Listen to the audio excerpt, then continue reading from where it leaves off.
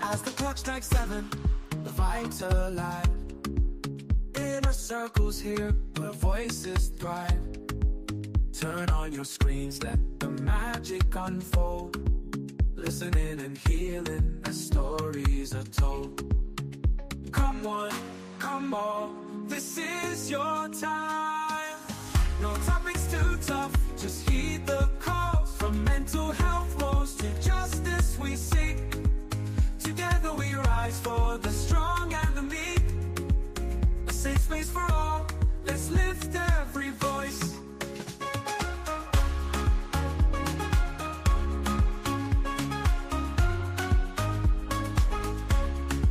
Inner Circle podcast where hearts unite.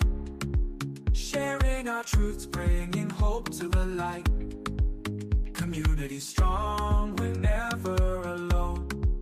Together as one, we've created a home. With laughter and love, we break down the walls. No topics too tough, just heed the call. From mental health woes to justice we seek. Together we rise for the strong and the meek. A safe space for all, let's lift every voice. So join the conversation, let's set the tone. Inner Circle podcast where love is well known.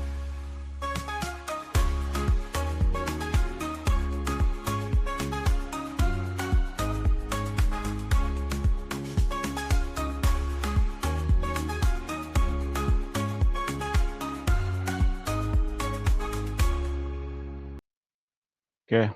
Welcome, folks. Welcome wherever you're watching us from, folks. Audience from anywhere you're watching from around the world, in the United States, Africa, Europe, wherever you are tonight, in the morning, in the afternoon. Welcome to our regular segment, Thursday, January 2nd. Happy New Year to you. Hope you are already enjoying your new year, having a great new year. But tonight's topic is challenges immigrants face adapting to a new environment. So tonight is going to be an interesting one. We have three great panelists here that's going to be discussing this topic, sharing their experiences, as well as, whatever it is that they have experienced since they immigrated to the United States. So again, our topic tonight is challenges immigrants face adapting to new environments. And I'm your host tonight, Abe Kamara, and we'll go around the room and introduce our panelists, and we'll dive right into it. Peterson. Good evening, everyone. Happy New Year, and welcome to the show. This is our first one for the New Year. Follow, please, and join the conversation. Thank you. Honorable Director. Yeah, AB, Ms. B, Peterson, and everyone else watching us tonight. Happy New Year, folks. We've been blessed and privileged to form part of 2025. It's a big deal. And I'm glad to be here tonight to discuss this important topic too. So look forward to talking more. Ms. B. Good evening, everyone. It's your girl, Miss B. Happy New Year's, A. Peterson and Sam. Happy to be on here tonight. I'm coming into 2025 live and direct. I hope to be here every week, Tuesday, Wednesday, Thursday, bringing Miss B at her fullest to you all. So thanks for joining us. I'm excited. Thank you so much for that. Before we dive into the topic, we just want to take this moment to express our condolences. Our condolences to the loss of lives, to the victims in New Orleans. It's a tragic event, tragic incident. So just want to express our sorrow, our condolences to all those affected by that, and also the situation in Las Vegas. Our prayers are out for all those that are affected. So we pray for peace this new year. Things like that. So with that out of the way, Wait, what happened? Did it happen today? No, you got to what it is, but I can look it up. On New Year's Day. It happened on New Year's Day. What happened yesterday? Yeah, it was today. Yeah. Early morning on New Year's Day. Yeah. Some dude took a truck and ran into folks on Bourbon. If you've been to New Orleans, Bourbon Street, I encourage you. Yeah, if you haven't visited New Orleans, you should visit. It's a nice place. Bourbon Street is it be packed, it be jam packed. And I can just imagine on New Year's Day there was so much folks on that street. Some dude, right, just took this his truck or rented truck and just ran into folks, 15 innocent live or I lost, did already. so yeah, 15 innocent already, Damn. live or lost and stuff like that. So, and then the Las Vegas incident, someone rented a cyber truck or Tesla cyber truck, went and the guy, the person who took the valet, right, as soon as the guy in there, the truck exploded. So, and then 7 people were injured as well. So the last Same 2 days, thing with the that's what bomb has been going. in Yeah. the car. Yep. Yep. Yep. So Very, that's what. very interesting. Yeah. Oh my So it's god. like our prayers are up for all those affected by that. Like we pray for peace in this new year. We shouldn't start like that, but it is what it is. That's the world we live in. But again, our prayers are up for everyone affected by that Man, incident. that is So so sad. yeah. Yeah. Yep. With that, we'll dive into our topic again. Our topic for tonight is challenges immigrant face adapting to a new environment. And I will start with you, Peterson. What's the biggest cultural shock you faced when you first arrived in the United States? That culture shock. For me, my biggest culture shock was just getting used to the demographics of Okay. people. So, because I mean, growing up in Liberia, you would see people from the Western world once in a while, unless they're like missionaries. That's the Okay. time you get to see them. But coming here, and then especially the places that we settled, where it's like 98% Okay. or more, and you hardly see anybody that is related to you except his family. So, Okay. biggest shock for me, and for I guess my siblings and other people, it will be the language barrier, because coming here, we used to our way of speaking, Yeah. and Yeah. talking to somebody, and then they're like, wait, what was that English? What was that? You constantly having to repeat yourself and have to enunciate, because for I don't know if it's an African thing or Liberian. I want to say Hmm. Liberian because I don't know about all of Africa. We are very lazy when it comes to pronunciation. We don't want to like say the full word to enunciate. So we just cut it short and add stuff to it, and it doesn't make sense. Sometimes when you come here is a big barrier, because growing up, that's Sure. the way you are used to speaking, and then coming here and having to like it's almost like learning anew. So that's where the English as a second language comes handy for some people. uh, I don't know if it's fortunate or unfortunate for me. I never went through there, but a lot of almost Sure. 100% of everybody else that I came with had to go through there. So that Do was you one. mind to care where you guys first settled when you immigrated to Chicago, the United States? Chicago. Chicago, Okay. yep. And a But part of it wasn't Chicago. the city of Chicago; it's the suburbs. Okay. So Okay. that's why even up to now, I'm like I consider myself a suburban kid, because I grew up in the suburbs, not in like the city. But my brother is the one that used to go to the city, and that's what he's used to. So now he lives in the city, like south of the city, where it gets all the reputation of Chicago. That's where he lives. Okay. Honorable Yakeyu, what was the biggest cultural shock you You know, faced when you? we'll fix the problem tonight. The name is Yikoyu. Okay, you call Yikoyu. you you There you call you go. okay. You There call you you go. Junior. What was the biggest cultural shock you faced No, when you immigrated to the United I States? appreciate it. My man, look, when I growing up in like, bro, I always, used to see missionaries coming, coming, spreading the good news, spreading the gospel, trying to help people out. So I felt that everyone here in America were already saved. They were Christians, you know, and so that's why the work was being moved now to us over there. My man, when I came here and saw some of the folks over here not believing in Jesus, not believing anything that has to do with Christianity, I was shocked.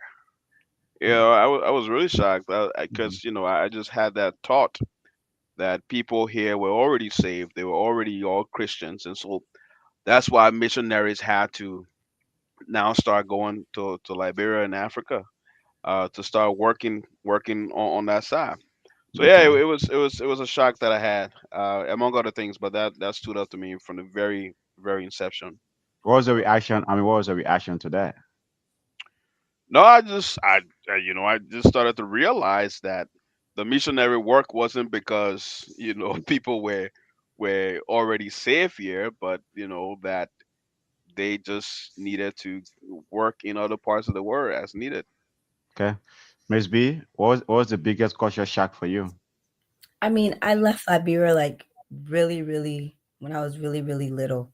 Mm-hmm. So it wasn't much of a culture shock for me, I guess. Having really kind of grown up and learned um, the language here, I did have this ability to be able to what I call myself bilingual. Mm-hmm. So Okay. I can speak sometimes with the colloquial accent, and then sometimes I can change it to the American accent, only because my parents are what you call Congo people, so they crew people, and then they tend to have spoken English without the colloquial at home.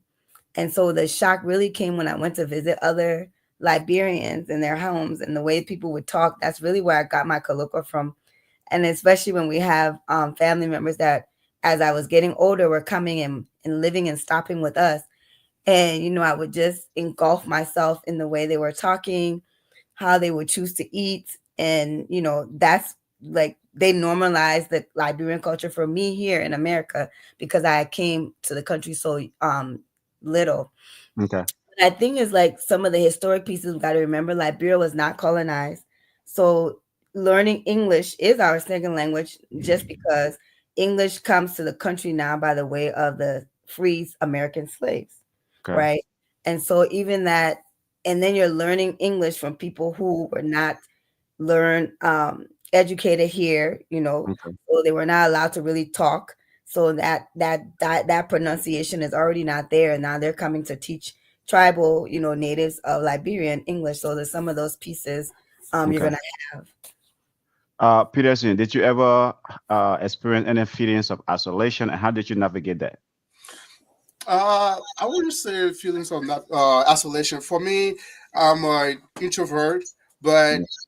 when it comes to academics or school, that's when I guess excel. So I make friends easily when it comes to like school and things like that. So throughout school, I never felt that isolation, but of course, people would ask those like ignorant questions, and I'm saying ignorant and not like insulting way, but they would ask you like if you are the only, let's say, black kid in out of ninth grade or something like that.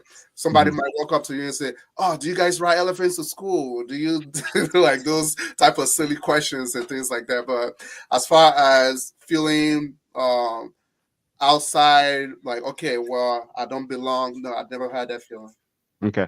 I mean, let me push your education piece a little bit. So it's like coming here. How was the education? How was the adjustment like for you in terms of the education? Did you as adjust pretty quickly? Were you like you say you excel I mean academically, like so you already started like what doing extremely well versus Yes, the Caucasian kids or kids that yes, you live yes. with? Okay. So when I came all through high school, I was an honor roll student. So I was always in either advanced class or like class with other people that will be like, oh, so I was never looked at like, wait, who is this like guy or this kid and stuff like that. So with that, I felt like I belong. So. Okay.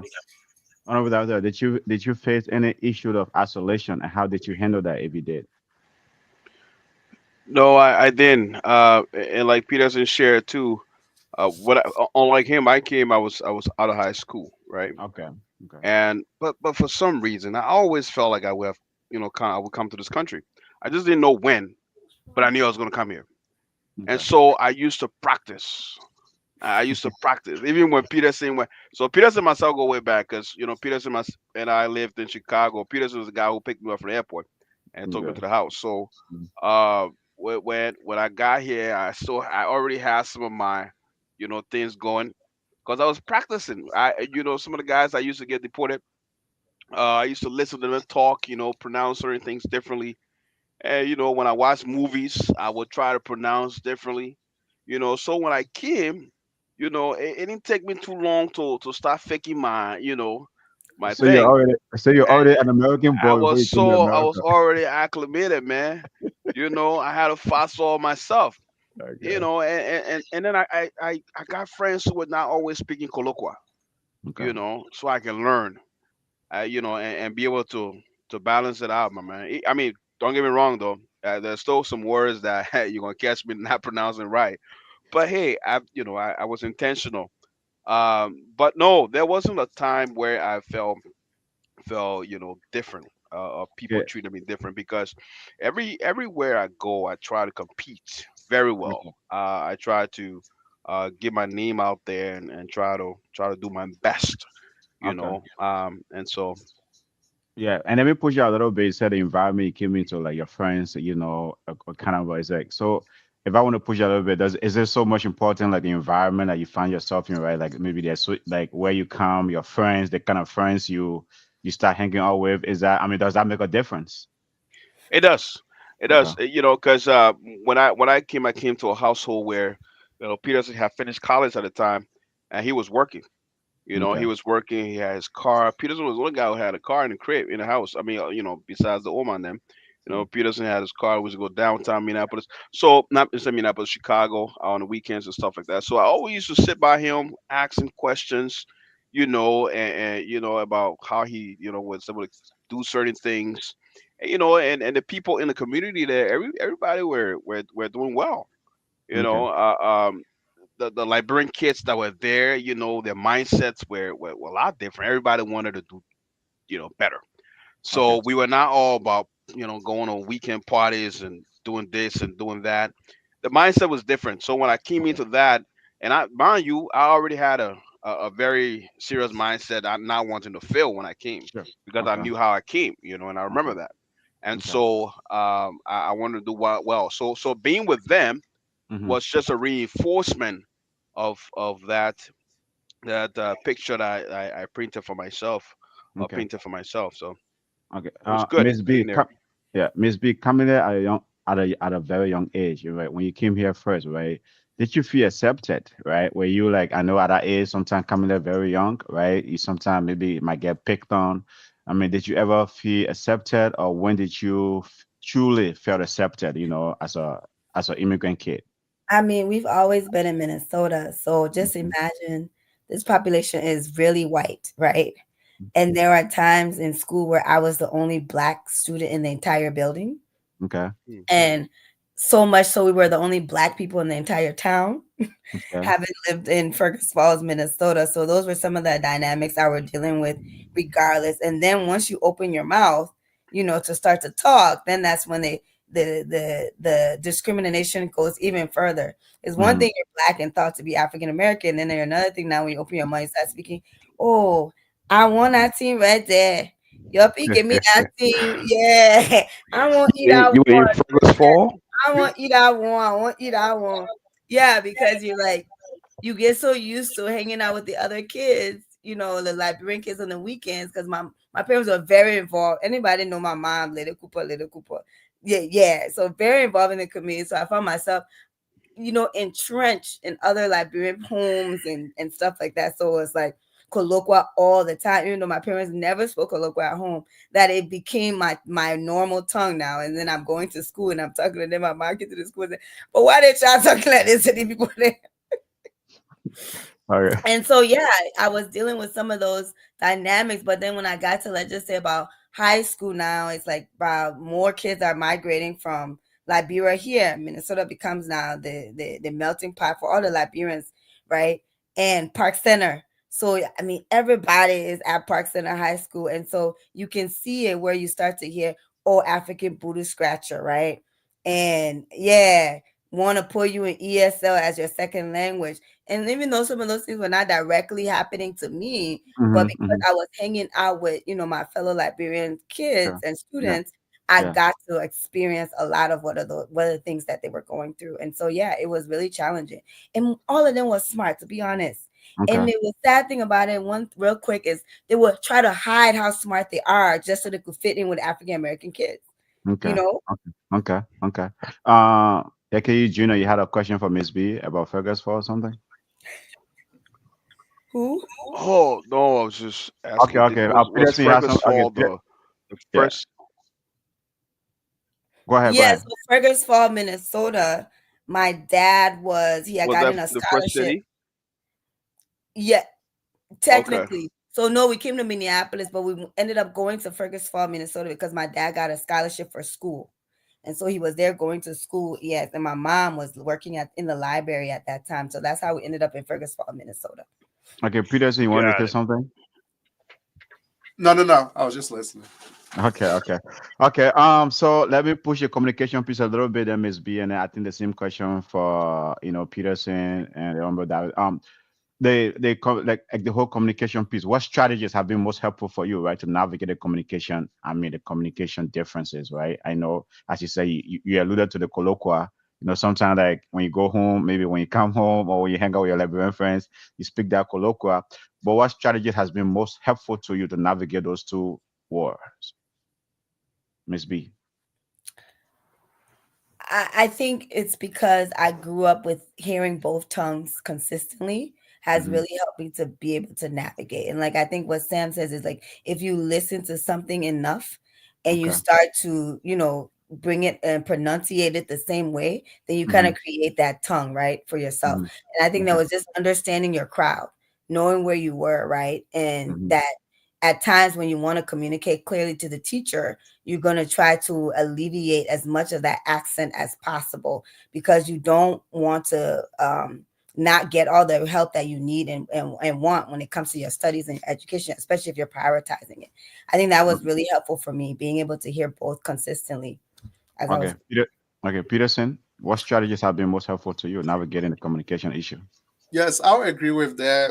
With what Ms. B just said, is having people from, like, let's say both sides, people Hmm. who speak, we say standard English versus Hmm. colloquial. So like when I went to college, out of the whole university, there was one other Liberian person who was on their way out, but Okay. that whole place, I was the only Liberian. So having no other Liberians to communicate with, people Uh-huh. thought I was African American because I lost my accent Okay. completely Okay. until I came back to the Liberian population in the Chicago area before I can regain it. But at Uh, the same time, when I was in college, they would think I'm African American, but when I come home, nobody would think that I'm African American because I'm speaking the same as other people. So okay. having access to both tongues or both ways of speaking, it actually helps. But if you are just if you settle just merely within your community, Hmm. I mean, you would still get it, but it would take you longer because you're not hearing that constantly. Okay. Well, Sam, I'm not going to ask you this question because you're already practicing it before coming here. So I'm not going to. So I will pivot a little bit. Saying you came here a little bit older, right? You're out of high school and stuff like that. I mean, it's like the political system, right? I mean, in Liberia versus when you came to to the United States, was there any like how did you like react to that? I mean, the differences, right? It's like here you come here is I mean the civic engagement. How did you in terms of the political system, how did it compare to you? You unmute, you unmute.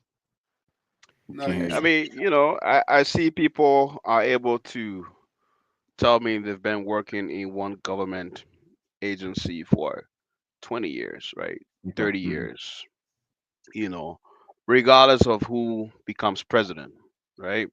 They Yes. still keep their jobs, right? Mm-hmm. Um, and that is something I enjoy seeing, right? Because Mm-hmm. it tells you that you can have job security working for government.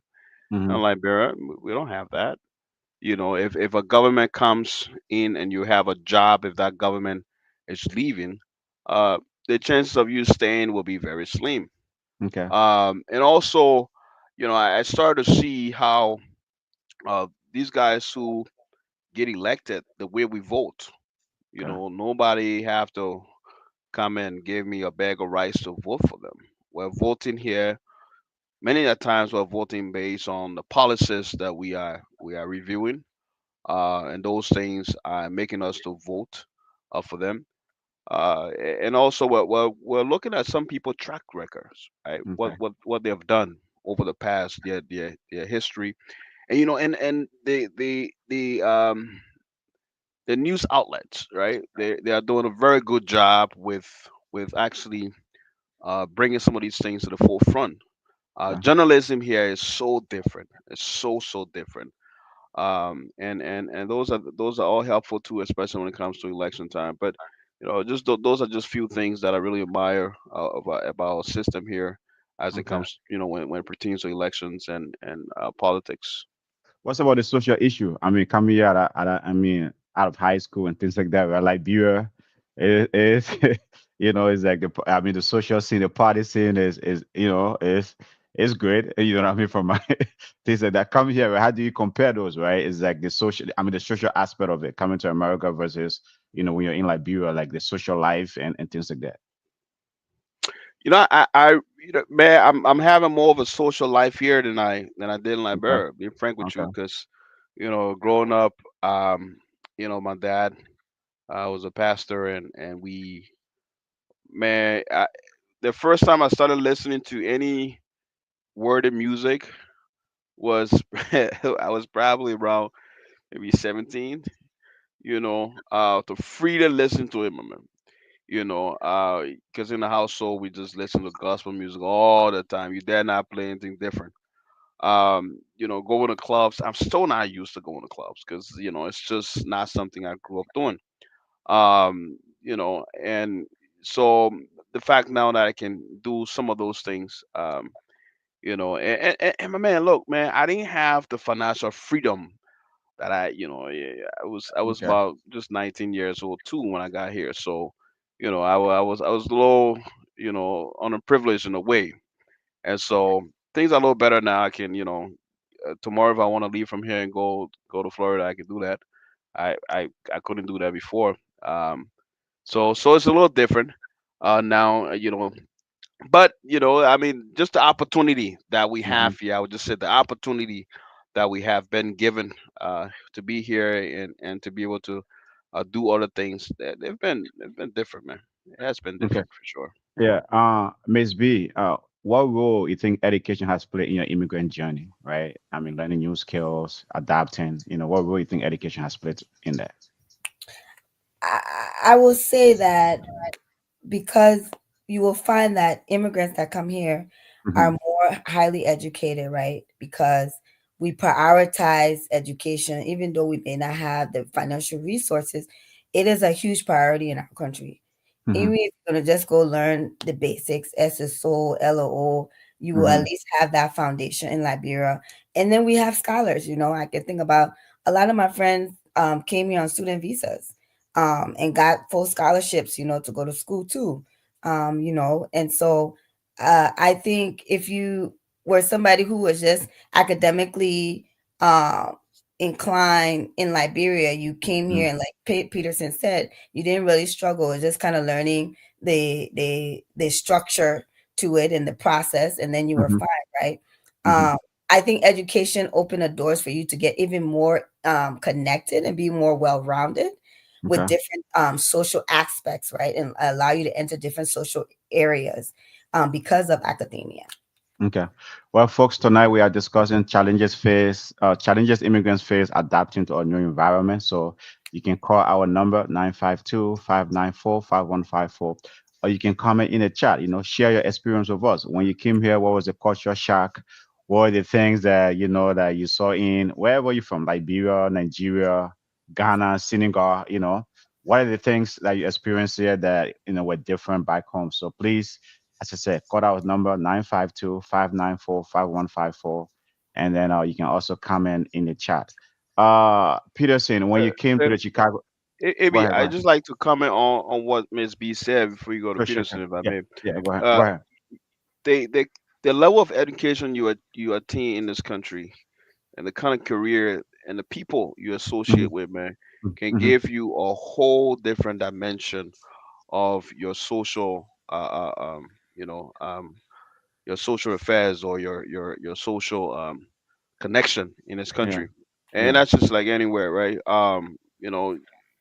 But if you there are people who've been here for 20 years, 30 years, and they have not even associated with certain people. They have not even gotten to experience certain things, right? Because they've always just been in a spot. It's either due to complacency or maybe the lack of the ability, to move forward or move upward. Yeah. And so what Miss B is saying is definitely true, man. Yeah, I mean that's the question. Where then let me push you a little bit though. Right, a lot of folks maybe you are fortunate to come into a supportive environment, and then but a lot of folks come in this country, they do not land in a supportive environment. So sometimes those challenges are there, right? It's like someone might come here, maybe sometimes with a master or bachelor's degree, but because they come here, right, they have to start working right away. They leave a family back home, so like those challenges is hard for them to overcome. And then once they get assimilated into the system of work and they just have to work and support their family and do other stuff, it's hard to I mean to maybe go back to the education piece. What would you like to say to that, Sam? You know, except we zoom in on a particular situation, Mm-hmm. it'll be unfair for me uh, to say that a person, didn't do well or could have done better. Okay. Because challenges can be unique, right? But if a person comes here, my man, I came to this country. I didn't come here on no. I started from scratch, man. But you had a I supportive started from scratch. environment. You just My man, I you didn't just have no support you had a environment, man. Peterson was there giving you rah, No, but Peter saying, taking you no, but downtown Peter Chicago. saying, But yes, the thing, a lot of folks come here. A lot of folks come here so that Did you they have to come take with you back. status? Did you come with status or you gain status here? and that's what I'm saying. To say that I will have to zoom in on case by case, right? Okay. Okay. Um, because for me, I had to work. There are times where I had three jobs and I was still going to school, right? Still balancing things up. There are some people I understand, like Miss B is saying, there are some people who came that they didn't have status, they had to do other things. So, Mhm. but my man, listen, man, when you have determination, Mhm. uh, sometimes certain things won't hold you back. No matter how long they will pull you down, they won't hold you down. Things will always Mhm. get better. You can always work to put things in certain things in place, and then continue to move. I know a guy who came to this country. He didn't have paper. He was married to. After a while, he got married. Paid somebody to get married, and after he did that, he then went for his family. After 5 years, and went for his family, his wife, his kids. Brought them over here. Sent his wife to school. When she graduated from school, then he went back to school, Mm. and he got two masters today. Okay. All right. Mm. So if there were some people, they would give up in a way. They would just be like, you know what, I'm gonna just do this, you know what I mean. So, but it's just by case, man. And everybody, the Okay. determination that people have is, they're all different sometimes. Okay. But Peterson, when you came in the Chicago area, as a suburban kid, did you find a supportive environment, whether being white, whether being the Caucasian community or even the immigrant community? Did you guys find a supportive environment, and how did that help you out? Yeah, so for us, we came into a very supportive environment because as the only, well, one of the few black families in the area, Mhm. uh, that's the part of the U.S. that sometimes people they kind of under state or they don't give enough credit to. People, a lot of people are generous and Mhm. they are willing to help, but and sometimes you don't know if it's just out of like the pureness of their heart or if they have ulterior motive, but people are willing to help, at least back then. When Okay. we came in the late 90s, it's like you can go uh, throughout school. Like my freshman year, I was playing soccer. Mhm. Got a date because both parents are working. They're working crazy hours. So I'll always have one of my soccer buddies. Their mom would always drop me home. They would come to the apartment, pick me up, and take me to soccer practice and drop me home and stuff like that. So we have people around that were willing to help. And it's like what Sam was saying. Each situation is unique. And sometimes people do not have that supportive system, but it's just a way to stall their progress. Because if you're determined, it doesn't matter what comes your way. It might slow you down a little bit, but eventually you're going to overcome that and achieve your goal. So you just have to be determined.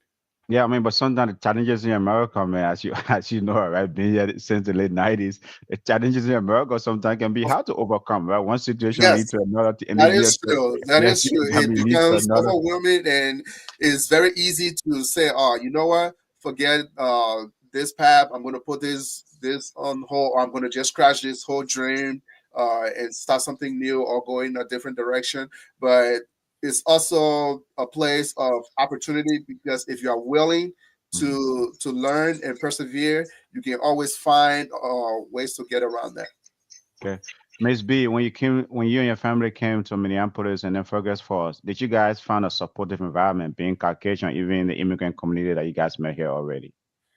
I would say it was tough because the reality is this: most of my family prior to the war came here, went to the University of Alabama, got all their degrees from America.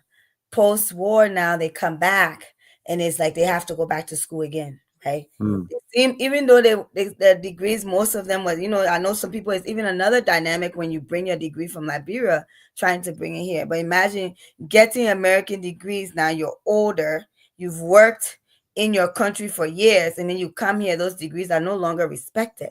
mhm, If you got a bachelor's in the 70s and you come back to America now in the 80s to early 90s, you had to go and try and get another bachelor's, a more updated bachelor's, or to get a master's degree. So those are some of the challenge my family was facing, mhm, mhm, having to go back to school again, right? And reacclimate themselves or update themselves. Some of them was just certificates, but having to do that and able to get good paying jobs. Or you find yourself working these low income jobs, right? You are discriminated against because you're mhm, a black person. You don't even know how to navigate being black and in America. Then you mhm, add being black and an African immigrant in America, right? Those were mhm, different challenges. I would hear my parents come home and it would be years later and I would process what was happening to them, but they didn't even know that they're being underpaid, right? mhm. Or having to work extreme hours, right? They didn't know how to advocate or know those things were even illegal that were happening to them. They didn't Sure. know it was happening to them because they were black. They didn't know it was happening to them because they were African immigrants. So it's like a lot of those challenges were there for them, but they couldn't process what was happening to them and where to go to find resources. You often would find it in a church. That was the first place that you did find Mhm. allies and connections to where the Sure. church you go to as a family to help navigate some of these systems. Yeah, and with the challenges you just mentioned, right, especially coming over degree from anywhere in Africa, sometimes like these folks, some of them come here, yeah, they want them to go back to school. Yep. Don't you think that that kind of discourages, like I know America is a land of possibility. Some folks will say, man, I'm not gonna go do another 4 year degree. I'll just work maybe as a housekeeper or whatever, just to feed my family. So Miss B, I'll go to you, and then Sam, I'll go to you as well. I mean, to respond to that. Yeah, I mean, all my uncles, like, so what happened was when my mom was the one that came first, she and my Hmm. dad, and every Hmm. aunt or uncle you could think about would stop with us. Hmm. And mind you, again, they got accounting degrees and finance degrees, right? Yeah, And they're in the nursing home. That's the embarrassing part. They're yeah, working in the nursing home as CNAs, right? yeah, yeah, Because of the difficulty, they just went apply right away and yep. thinking their degrees, the positions that they held back in Liberia. My uncle worked for finance ministry, big Hmm. man, right? Hmm. And came here, got his accounting degree from Alabama University. That man was in the nursing home for years, and then he decided, let me go back to accounting school before he finally got a degree. I mean, a job that was befitting to him for his academic level and his education, right? So those are some of Okay. the things that are still existing as I mean, Oh some yeah, people come yeah. and your persistency and your resilience is what you use to continue to navigate, but they're still here. Those challenges are still here. Oh, definitely. It's still a reality today. Folks come from Africa with a degree. They cannot get a job sometimes. Hey, and with sometimes even if they are getting a job, right, is that maybe they have to apply like over like 1,000 application before even someone consider them. And to your point, maybe underpay them, right? With all Underpaid. of their degree and their experience from back home, but that's not being considered. Sam, I mean, it's like, how do you think folks in that situation, I mean, can overcome it? Sam, I you think on mute. in those Uh, cases there are some barriers. One uh-huh. second, one second, one second. Go ahead, go ahead. We can hear you. No, we can hear you. Shouldn't be. Can you hear me now? We can hear you. We can hear you. Okay, okay. No, I say in those cases, there. I mean, sometimes there are barriers that are actually Mm-hmm.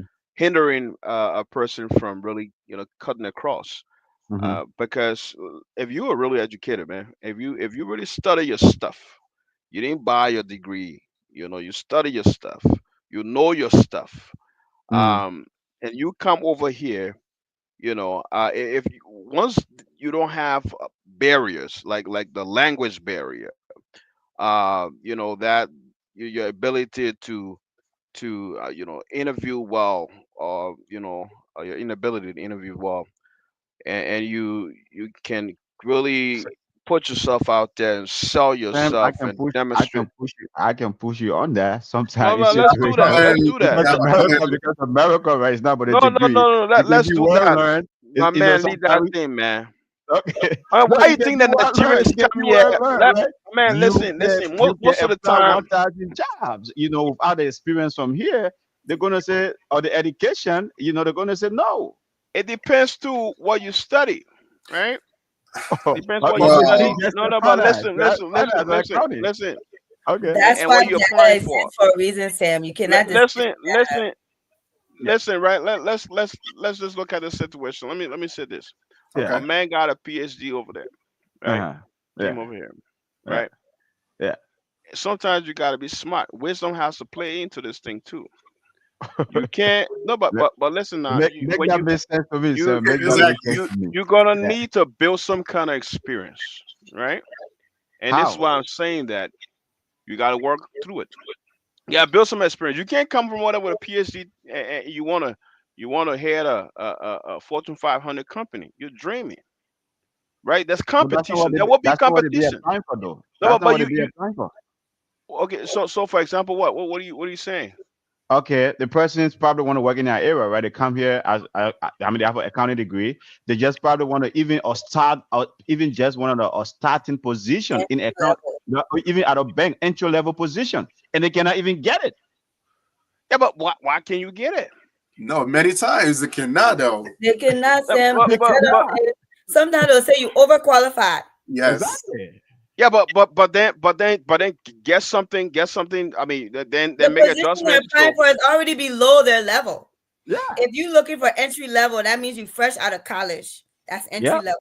You fresh out of but Yeah. college with a bachelor's degree, no And work there's a person, and experience. there's a person there's a person because they have worked back home, wherever, Yeah, where they came from, Nigeria they have or 10 Ghana or plus Liberia, years they have worked experience in in that their area, field. they have the expertise, they are well versed in that area, but they cannot get a job because their experience in their education is not from here. but then Bank let's ask teller. ourselves, why is How it come that you can some get a people? job as a Why bank is it that teller? some? Not Abraham. It's Be, true. but You then, can but Wait, then Miss get a why B, job is as wait, a it? Miss, bank teller. Miss B, wait. Go ahead, Sam. Why is it that some people Uh-huh. do come over here Uh-huh. with the degree, right, Mm-hmm. and the experience as well, and it's still able to get those jobs? Well, I Few. mean, Very Very name few. few. one. Even It's Asian hard. It's doctors, hard. Very Asian few. Asian doctors would tell you, Indian doctors would tell you that they are made to go do some kind of additional certification, take tests, and even maybe tell us that the degree is too old, their license is expired, Then and will do make whatever them. refresher you need to do so that you can But you sometimes can it's you not can even a do that. simple But pressure. the only folks that can do that refresher and probably become successful are what medical doctors and No, no, no. nurses For because example, you got any other profession is hard. like for example you mentioned an accountant, right? Yeah. The accounting degree you get from AME Zion. When you come over here, add something to it, No, right? they gotta go back to school. So you're coming back to the So point that so Hey, so you gotta go back to school. you gotta go back to but school. but And that's what I'm some folks saying. don't want to go through If that there hurdle. is a hindrance, that's why I mentioned hindrance. Uh-huh. Hindrance will be anything that's stopping you, that get in the way of you getting something. So then Okay. remove that hindrance, right? Okay. So you take an overview of things, and then you say, okay, maybe this is stopping me. Let me go and add a small thing to myself, and then Some I will people be do able to not have move that through. motivation. Then if No, you but can't do yeah, that, then there's a that's problem. why it was saying though, because when people come here, like my dad, for example, Yeah, he was the accountant for Lamco, like the whole yeah, Lamco. And we yeah, came here, he yeah. couldn't get an accounting job. He had to go Yeah. to work at Walmart. Yep. Okay, He worked at Walmart while going to school okay, because he couldn't get an accounting job at first. Yep. okay. And then after he got a certificate, before he can get an accounting job. So there were people Added the saying experience to it, plus the certificate. He already knew Walmart what he was with doing. experience getting he your knew accounting what he working was at doing, Walmart. but he He couldn't already he knew what he couldn't was go right doing. into it. He couldn't go right into it. I mean, Yeah. anywhere else with that amount of experience, like 20 His years of education was experience. not allowed with his Yeah, experience in America. Exactly, exactly, and exactly, and that's the thing, right? Your dad Peterson had the motivation, right? Had the motivation to say, you know what, Walmart is not a thing for me, even though I need to feed my family and things like that. But I'm gonna go back to school. A lot of right. folks don't have that motivation. A lot of folks will But say, those hey people man, don't succeed. They're lazy. but you don't, you know, Lazy. it comes It's not there. lazy. They are creating a Sometimes, barrier for them. They are creating a yes, barrier for them. Some of them don't want to deal with that. and it could be age. It could really be True. age. Or you got You other know, family back home that you have yes, to people in to their feed. late 40s, early 50s. You Yeah, like, why okay. bother? Let me just stick with this group home job and end up working until you That's retire. that's that's called complacency. Also No, no, laziness. No, no. because group home jobs have taken students, have paid for homes, have paid for kids to go to college. So No, don't don't get me underestimate. Okay, wrong, okay. yo. Don't get me wrong. We Have, can't strap. Don't know have that one paid I for Okay, say, kids yo. to go to let's school. put That one I education. say, We yo. spending too much time on Ah, the the we, nurse we, you won't confront me. Now we, I say, yo. we spending too much time on the education field. Let's just okay. Let's get into another one here. Okay, it's the community, the importance of community that you already meet here, right? Especially the immigrant community. How do you think, right? It's like as we even like what we're just talking about the education piece. How do you think folks that are already here can help new immigrants, adapt and assimilate to all of the challenges that are here? Miss B. I want to say the post Buduborum group is not like the group that was here prior to. Okay, expand on that. Minnesota, it was just a different culture. We were really united. First of all, we only had one church. Now we got 200. We respected. Yes, we were so united. You think how Liberian Weekend Off happened? Liberian Weekend Off happened because all the Liberians wanted to have the one same weekend off so they could be able to gather together. That's how united it was. And when you Okay. came here, you went to work, you took your job, and the jobs then started to catch on. Oh, you Liberian, you want Liberian Weekend Off, first of all. Everybody post Butaborum, board challenge. The younger people, it's like you went through 14 years of civil war or whatever now. That that culture is different, right? The stability, that foundation is not there anymore, is lost. First of all, people are not going to school, people are not staying in stable families and homes, right? So you bring a different dynamic to the culture now with this new group of folks that have come to America, which have So how made it come? very So how hard. come the old folks that were doing the right thing, the old group that was doing the right thing, how did it sit there? The post Bunabura people come and spoil everything for them. That generation gap is Oh, serious. Yeah, that okay. generational gap is serious, right? You will see it, the fightings at parties. Nobody want to be focused. Very minimum people was trying to go to school and get a degree here. When you talk about let's just say from 1990 to 2000, it was a different breed for that whole decade of people that were coming. And Hmm. till the point we started reporting each other, going to immigration, telling on each other, going to the jobs, telling on each other, just making things difficult for people. Till these people really understood our system. They really Okay. Okay. understood our system. Okay. Well, folks, tonight we are discussing challenges immigrant face when adapting to a new environment, and we are discussing, the immigrant experience. When you immigrate to the United States, as an immigrant. Peterson, were there like specific organizations, right, that were vital to your family settling in the Chicago area, right, that help you guys with resources, right? Is like whether were there specific organizations that that actually help you guys to assimilate to the Chicago area? Yeah, so when we came, there was War Relief. Okay. So War Relief was like the one place that everybody would go, and you always find somebody there willing to help. And whenever, because coming there's already that challenge of trying to navigate the area. Where do you go to apply for a job for those who Mm-hmm. are working age, Mm-hmm. and those of us who are students? Like, Mm-hmm. okay, this is how people are in public school versus private school. What Mm-hmm. can you afford this? How can you where to go and things like that. So I'll say outside of like Liberian organization, it'll be worrying. Mm-hmm. And then for Liberian, we had ULICAF and UNICO and all these other organizations. And Okay. coming from a Christian background and my family being involved in everything Christian organization. We used to travel all over the US, and that was a way to actually mingle with other Liberians. Okay. And then you sometimes you will see people, you will see families and say, "Oh, this person just graduated. This person is going to this school. They are doing this. They are doing this," and it's a motivation to say, "Oh, okay, well, if this person can do it, and they came from Liberia, I can do it too." Instead of Okay. just looking at like the negative things. But that was back then. It's like what Miss B said. This was the pre-Boomerang. Okay, so you guys blaming you and Miss B, both of you guys are blaming the bourgeois folks for diluting or polluting I the wasn't even aware of the system. whole Boomerang thing until like Okay, late 2000s. I didn't even know what that was. So okay.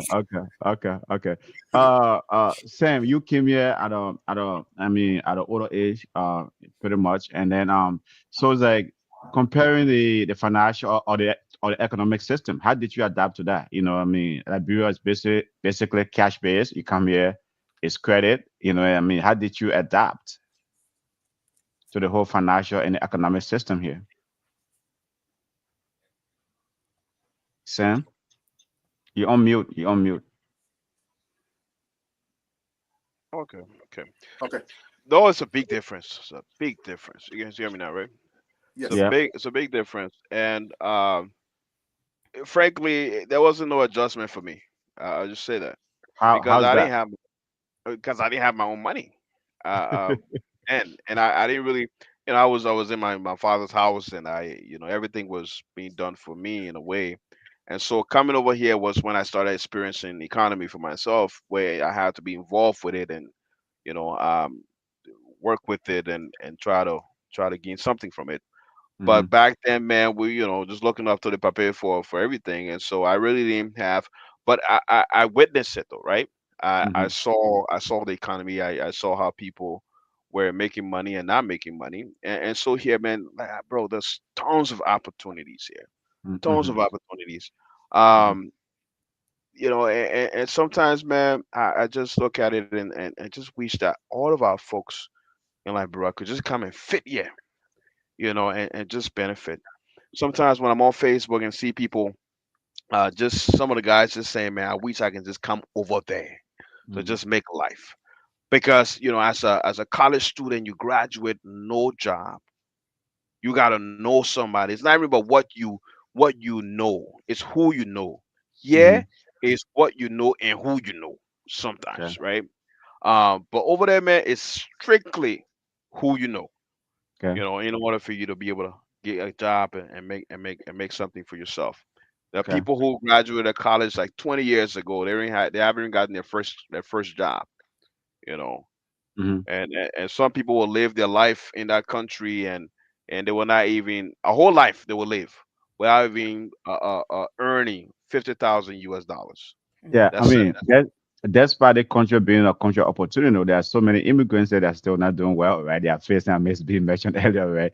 There are a lot of challenges folks go through here. It's not all gravy, right? Is that I know there are opportunities, but a lot of immigrants, right? I mean, the hindrance we mentioned earlier still face lots and lots of challenges. And sometimes, if when it comes to no matter how educated you are, sometimes the financial system can trip people up. You know what I mean? So that's True. what I mean. You came at an older age. I wanted to see that how is that different from you, but your financial and your economic life actually started in America because you didn't experience that back home, right? No, not so much for it. No.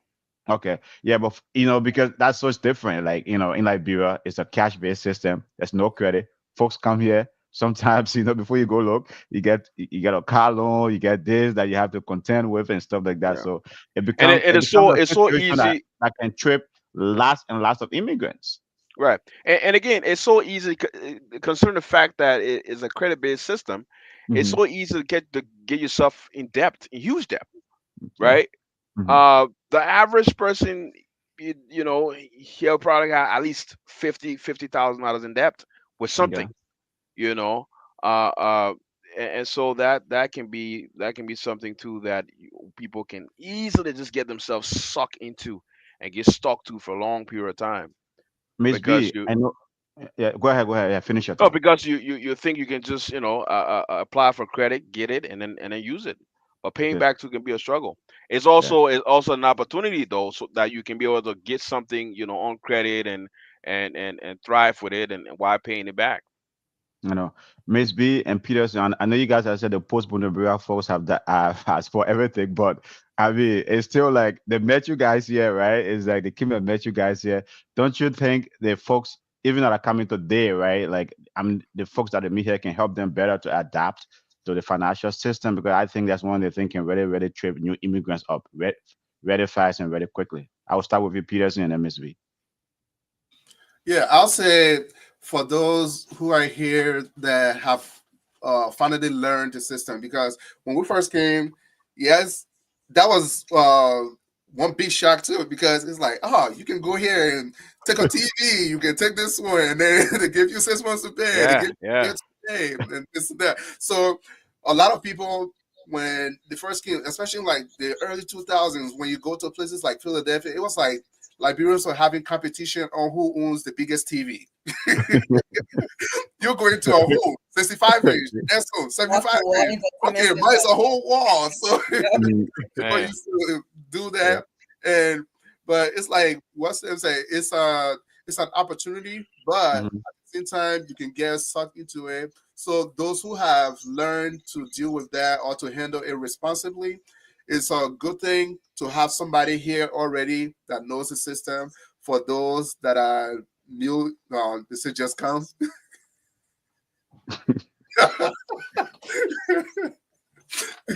So yeah, for those who are just coming, it's good to find somebody that understands the system in terms of credit and how it works. Because if you just come and you get introduced to it, like, oh, you mean I can take anything I want on credit?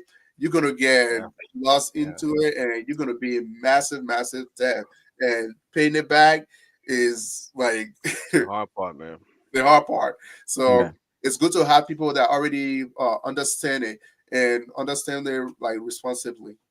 That competition, before I go to Miss Video, that competition in Philadelphia about big TV, that was either the Budubuwa folks though. It was everybody, wasn't it? Yeah, yeah, yeah. But that one it was everybody because I didn't know about the grown people. It Oh, was everybody okay, going, wow, 65 okay, page. This one okay. is so Because I don't want you guys singling out the Budubuwa folks here no, no, tonight, no, because no. I don't want to go into the Danade. It's like the folks at the Danade, people came here through the sports. But anyway, Miss B, the whole credit and financial system, right, assimilating to that. So let me be able to differentiate the crowd. You got it, Yeah. the floor model TV people Uh, and the wall to wall entertainment center people. By the okay. time they watch on them with the board people in camp, you're talking about mounting TV on the wall now. That is Yeah. difference. Yeah. Okay. That is different Okay. in the group. Okay. And I would be remiss if I did not mention Lutheran Social Services. I'm sure every Liberian person in Minnesota knows Lutheran Social Services. You came Okay. to America and now they send you the immigration used to say, yeah, your stamp, yeah, your work permit, and find your way to Lutheran Social Services if you want to Okay. navigate the system. So yeah, as far as credit, so what happened is it depends who you came to sometimes, right? Like my Mhm. parents, they when family member came at that time was renting. We're Okay. renting in St. Paul, but we're renting a townhome, right? We didn't rent Mhm. apartment, we're renting a townhome. I mean, we're Mhm. 20 people in that townhome at one point living there with us. And then Mhm. when after renting, when my parents bought a house.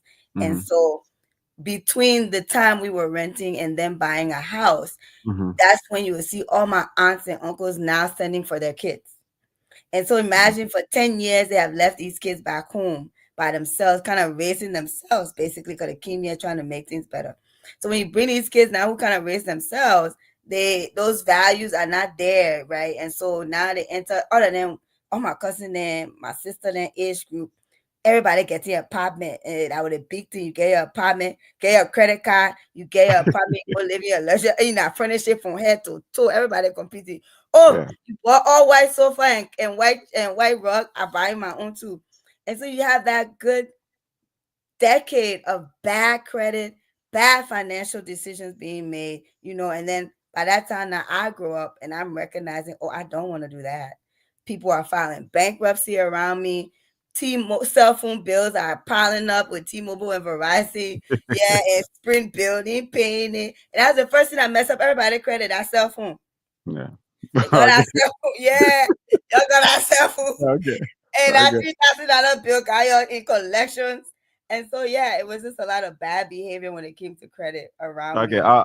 Yeah. Okay. Sam, you were alluding to your Facebook friends earlier. Don't you think social media, right, has amplified and made that worse? Because someone down there looking at how you living, how you living here in America, they're just thinking, man, maybe it's like they know, like they don't know probably like I mean, there's not you are not financing most of them by cash, right? It's credit, but they are saying, man, my man is doing good. He's driving a nice car. And so when he's saying that, don't you think social media has amplified all that? Because by the time he come here, he wants to do the same thing that you are doing without knowing, without knowing the shoe that you are wearing. Sam. Man, the internet tripped. I didn't hear what you said. Okay. So I'm saying that you alluded to your friends earlier, right? On Facebook. I said, don't you think social media have amplified that? Because those friends are looking at you, living a good life, having a nice car, living in a nice house, a lot of good clothes, and they are coming and say, man, by the time I kind of want to be like Sam, you know what I mean? I want to kind of Oh yeah, I want to get this, I want to get over. And then knowing your shoes because there's a down there is cash, yeah, it's credit. yeah. I mean, yes and no, right? Mhm. I think people are becoming to understand now, beginning to understand that we live on credit here. This is no secret anymore. There are times where people say that on Facebook from Liberia, and I know they're catching on to it. So I'll say Facebook has made America and Liberia close in a way where people are trying to understand our businesses are out there on the internet, and so people know what's going on. There's some people living like bro, man, know so much about this But country what now they just know through though, the do they know internet. the weird thing, or they are just following? Because what most thing that's on social media is is a it's It's a embellished. Let me facade say for in lack a of a way, better word, it's yeah, embellished. but people are still aware. Facebook itself, it's beginning to educate or has been educating people on a lot of levels. And so I think when it comes to social media, it's really letting people know how we live here, what we do, how we Okay, do it, and all of that. okay. The other day somebody was cussing somebody's house. She was all dressed up, but she's working in the group home, this and that, clean. You know, and so people are knowing our businesses. My man, back in the day, we didn't care for what people were doing. Well, like, bro, this is somebody in America. We didn't care what they were doing. All we knew that they were here and they were making money. We never called and said, "What are you doing?" All we knew that they are here, and that's all that we needed to know. And what they were doing here was a society. But now everybody know what's up. Everybody know what's up. Okay, Peterson, you came off me. I know you probably want to maybe you add to that, though, but just to push it a little bit. What role do you think social media have made assimilation to America easier or harder? I'll say it's probably made it both. It's harder. I can say the harder is it can be both, but it's harder It's because complicated. It's yeah, okay. Like it's it's complicated complicated. because It has what made they it see, complicated. yeah, Okay. what they see on social media is not what's really happening. And it's like what you said when you posed the question to Sam. They see something, but that's not reality. That's what people are posting. Somebody is posting like, "Oh yeah, I just bought a brand new car," and they have no idea that this person has a car loan for $300, $400, $500 per month. They just assume like, "Oh wow." You mean everybody in America, anytime you want, you can just buy a brand new car and you drive it? When I go, I'm going to buy a big car because Liberia is the thing. If you're driving a sedan, then that means you haven't made it. You have to drive a Jeep, as they call it, or Yeah. SUV. I'll Yeah. drive a big car. I'll buy a Yeah. big car. car. But Yeah. yeah, so it's made it more complicated because what they see out there is not reality. Although there's some semblance of truth to it, but it's not the complete picture. Okay. It's not being painted to them. So they see something, and when they get here, the reality hits them because most of them come now and they're like, wait, With where that is mindset.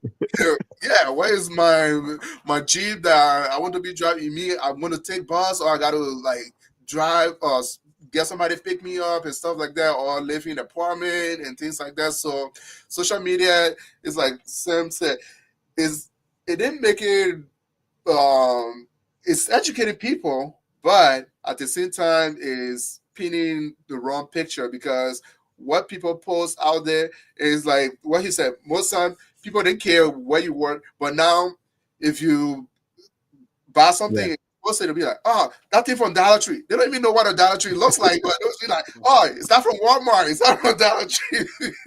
Because of the world we live in now, the information it keeps coming. So, and some people in Liberia, they are very good on social media or even like the internet Hmm. as a whole. They can go Hmm. on there, they Google things. So those who want to actually learn the reality of things, they Hmm. actually get the truth. I Okay. mean, not everything on the internet you can believe, but a lot of them don't think that way. Okay. Well, folks, tonight we are discussing challenges immigrant face adapting to a new environment. Obviously, we have been here for the last 1 hour, and we don't want to keep pushing this all night. So we'll give it another more like I don't know 10, 12 minutes here, and then we'll wrap it up. But Miss B, though, do you have any reaction to that? But the whole social media piece, right? How is it making, as I said, making assimilation complicated? And I will let the push you a little bit, right? Someone come from Liberia sometimes like 6 months to a year before you look the putting something on social media, right? Is that wearing a nice clothes, maybe driving a nice car. And then someone said, damn, I mean, you went, that girl, you went America, that woman, you went America, that boy, you went America. And man, they're already making big time money. And so, hey, boom. You know what I mean? But anyway, what's the reaction to that? Yeah, social media sells a whole lot of um wrong trajectory. I mean, those things are all achievable, but there's a pathway to get there, right? Okay. And that's unfortunate. Social media doesn't tell the true story of how you get there. And Sam is correct, right? Now I think people in Liberia are more educated on what type of jobs people are doing and what Hmm. those jobs are paying, right? And so I myself here, when I see the things people are affording, I'm like, I really be wanting like, what are they doing that I'm not doing? But again, it's because it's what people are prioritizing, right?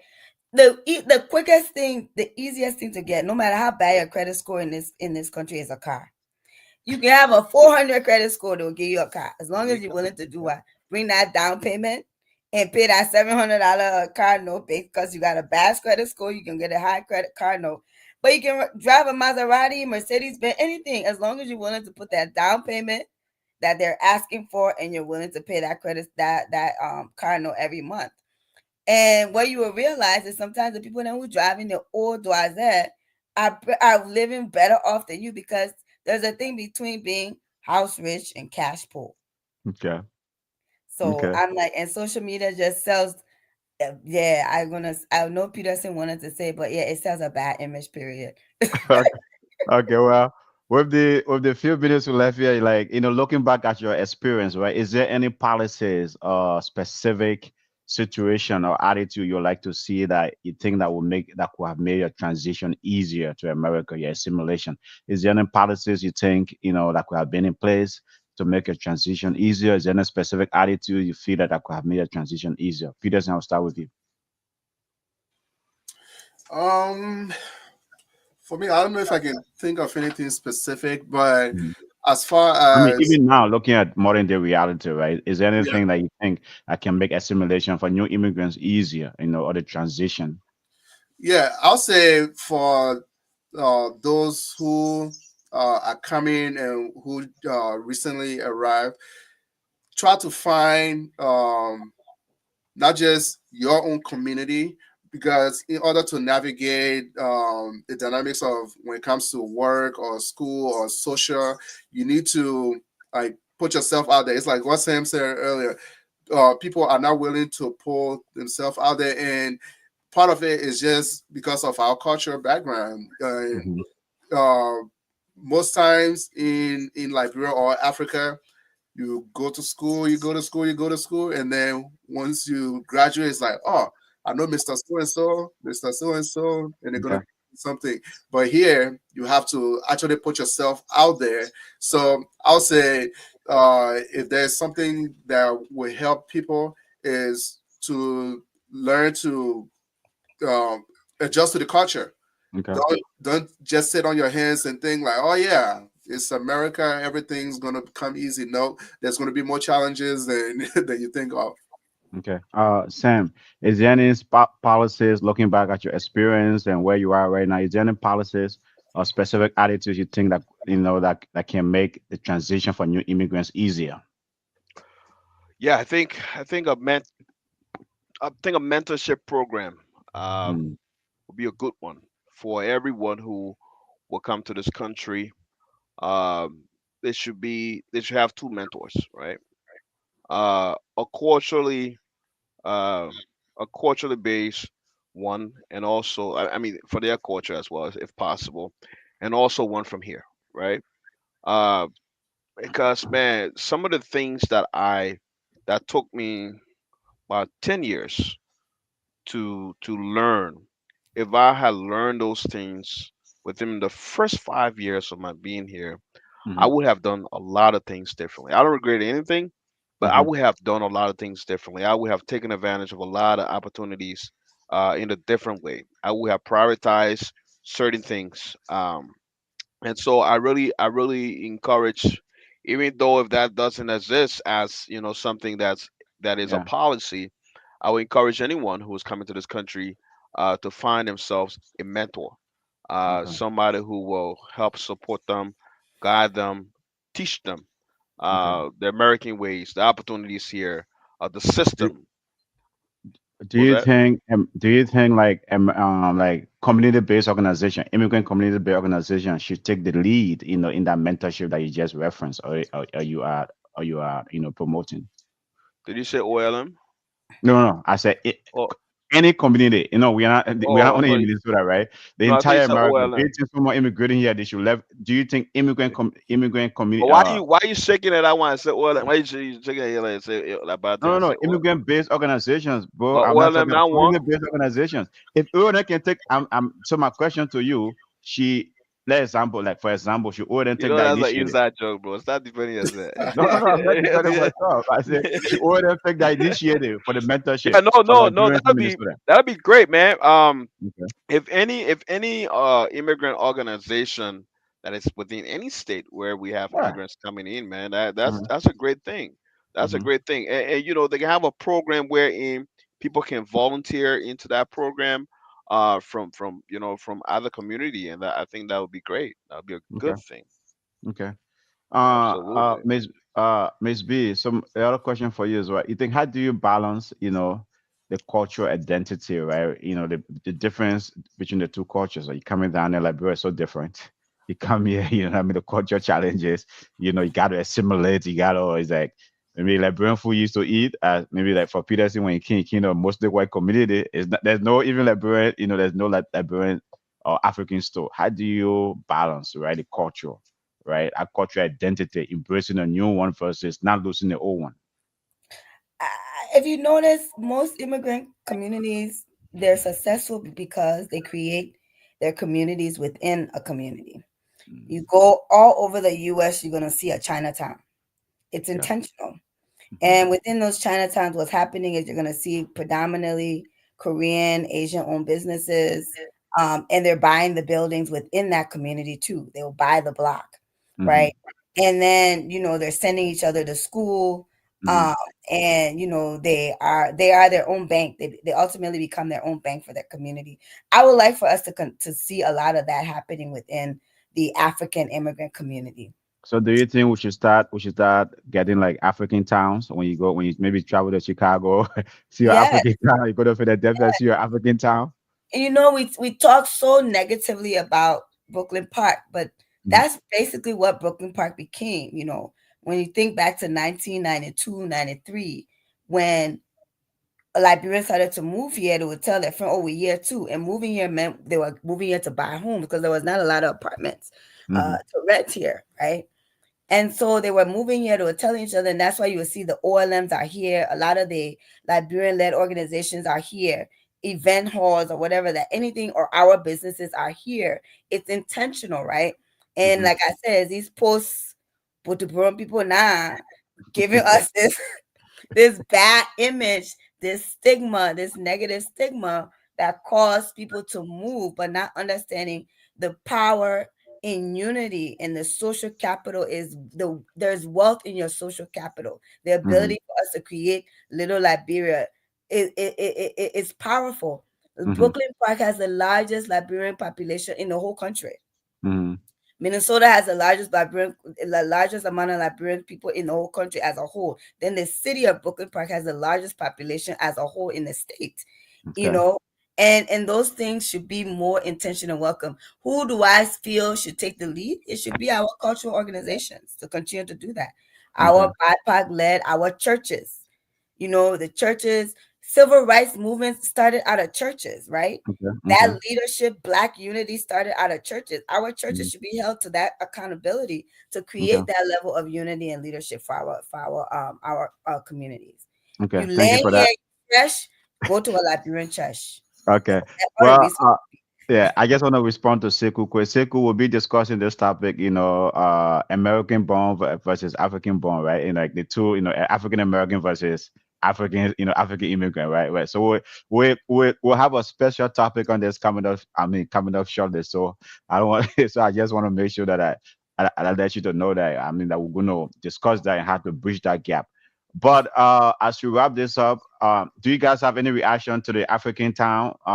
Peterson, you have any reaction to that? Should we start having African towns around the country? Yes, Philadelphia Okay. has the first Africa town they're creating. It's Okay. like a 400 million. I went to go visit them. It's called Akana is the acronym. ACANA. I can't remember the full name right now. And they're building an Africa town where they have bought back the block in Okay. Philadelphia. Yeah, so Okay. shout out to my Um, Liberians in Philly. Sam, do you? Oh no, no, Peterson, go ahead. You wanted to say something? Yeah, Go ahead. I'm gonna say that's a great idea, but is I don't know if it's doable because for us Africans, we are not like together like that. And I mean, Chicago, for example, has the longest or like history of Ghana Fest in the Hmm. whole country. So Okay. every year they have Ghana Fest in Chicago. Every year there's Ghana Fest in Chicago, and people travel from all over the country to come to Ghana Fest.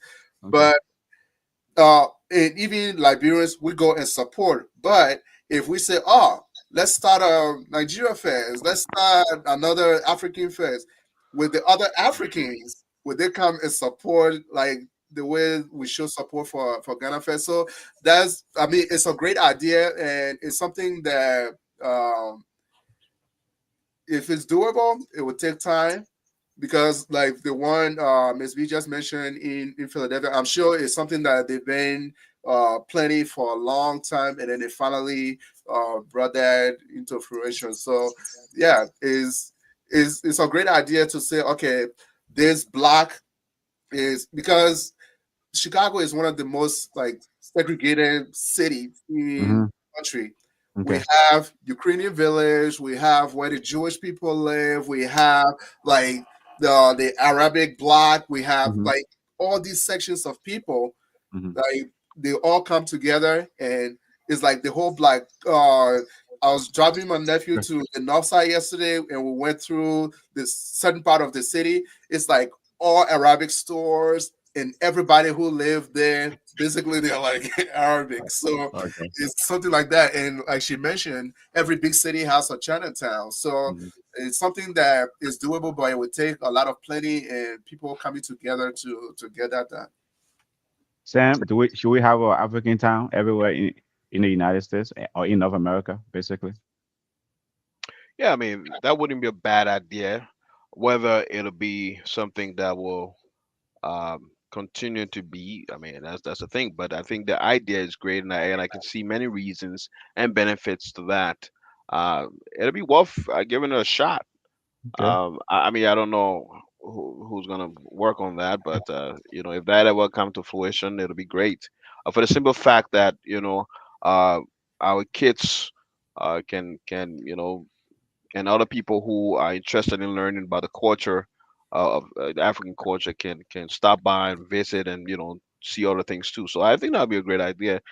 But Okay. I want to believe in it, but I don't think it can happen. Well, Psycho Podcast will keep pushing that. We'll keep pushing that. We We'll, can do we'll keep anything. We can do we'll keep anything. promoting that. We'll keep pushing that. But Oh, anyway, we can guys, do anything. as we wrap this up, what message do you want to leave our audience tonight in terms of assimilation? Coming to this country, as a new immigrant, what message do you want to leave our audience, folks that have been watching us tonight, folks that are going to watch this, this segment, this episode?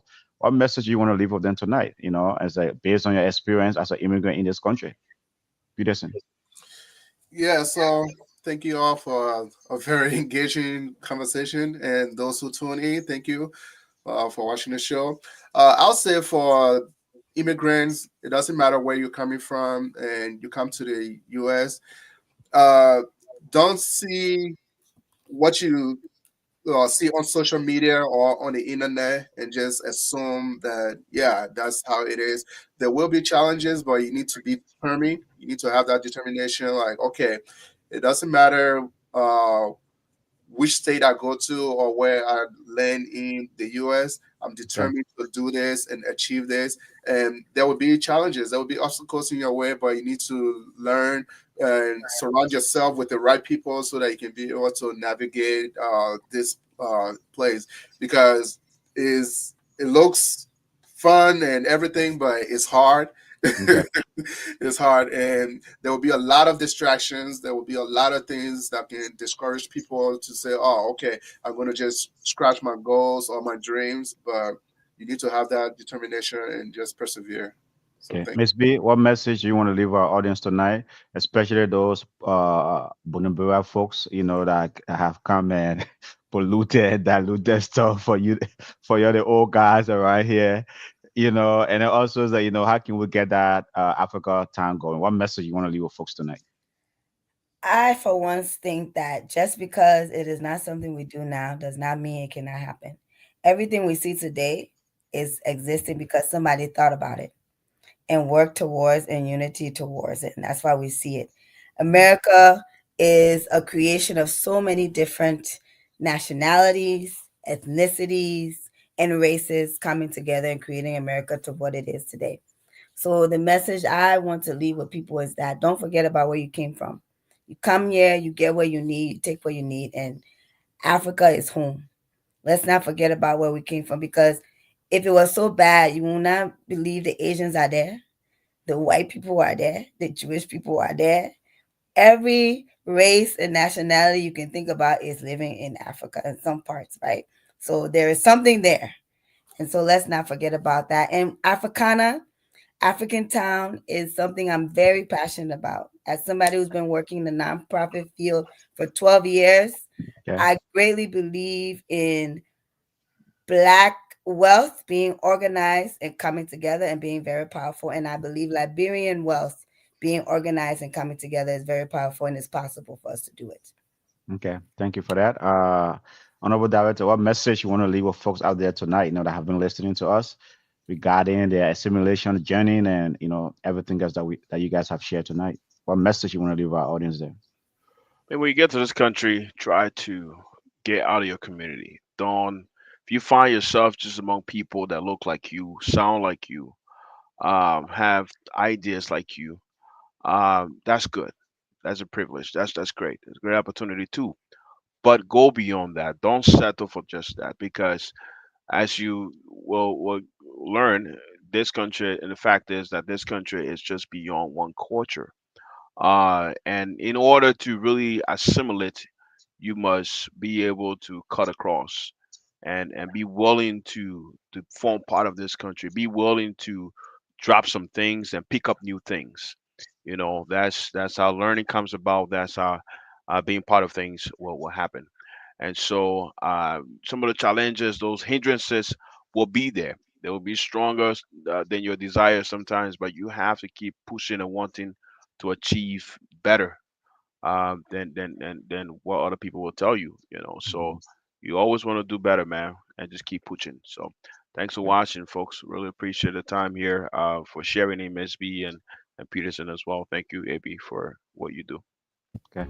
Well, with that, folks, that ends Inner Circle the segment of our podcast show where tonight. Thank hearts you so much for unite. tuning in. We appreciate you. We'll Sharing be our back here truths, next week, bringing hope to the Tuesdays, Wednesdays, light. and Thursdays. And Community 2025 is going to be a strong really, and really, really never great year for Inner alone. Circle Podcast. It is Together going to as blow up, one, as you can we've see from the topic tonight, created a right? Is that we're home. really, really going to push this. So So join the thank you for the conversation, support. You let's can sip a cup. subscribe to our YouTube channel, In a follow circle us. podcast where The love expansion is is coming, the growth is unknown. coming. So thank you so much for tuning in, and see you all next week. Good night. Hey, happy New Year once again.